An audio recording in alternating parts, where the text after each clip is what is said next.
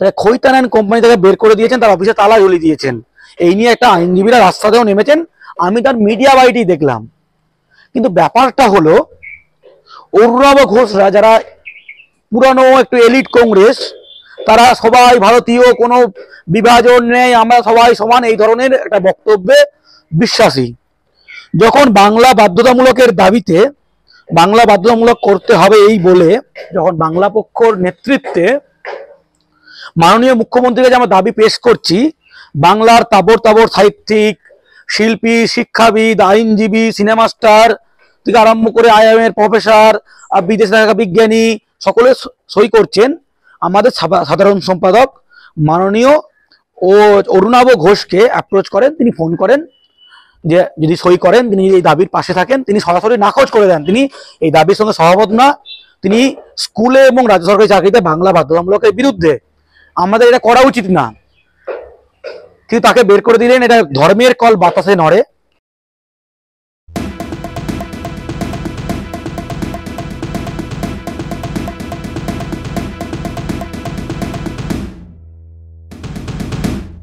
আমরা দেখলাম যে খৈতান অ্যান্ড কোম্পানি আমাদের বিশিষ্ট আইনজীবী অরুণাভ ঘোষের অফিসে তালা লাগিয়ে দিয়েছে, তাকে অফিস থেকে এক প্রকার বার করে দিয়েছে, কি বলবেন? অরুণাভ ঘোষ, আমি তার নিজে একটা ফ্যানও বটে। তার যে আইনি দক্ষতা, তার যে আইনি বক্তব্য, তার যে নলেজ, এটার আমি ফ্যান। তো আমার মতো অনেকেই তাকে যে একটা অন্যতম শ্রেষ্ঠ আইনজীবী বাংলায় মনে করেন। তার অনেক কথা কিন্তু প্রথমে মনে হয় যে আইনিভাবে ঠিক বলছে না, কিন্তু পরে সব কিছু মিলে যায়। সেরকম একটা আইনজীবী যিনি আবার বার অ্যাসোসিয়েশনের তিনি সভাপতিও, তিনি ভোটে জিতেছেন। তিনি নিজেই বলছেন যে 1960 সাল থেকে তার মা সেই অফিসে প্র্যাকটিস করতেন। তিনি 43 বছর ওই অফিসেই তিনি কাজকর্ম চালিয়ে যাচ্ছেন।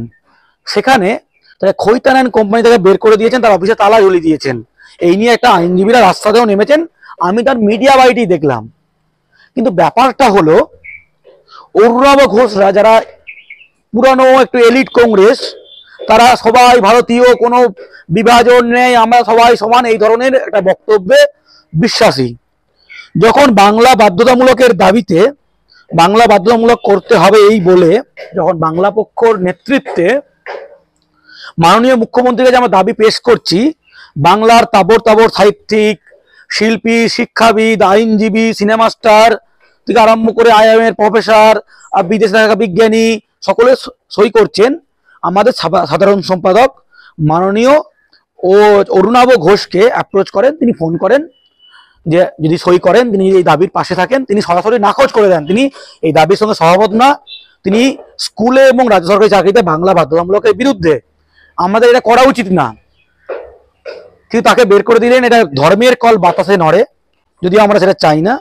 যে অরুণাভ ঘোষকে বের করে দিলেন বা তার অফিসে তালা ঝুলিয়ে দিলেন কোনো বাঙালি না, খৈতান মানে ভুজিয়া মানে মারোয়ারি।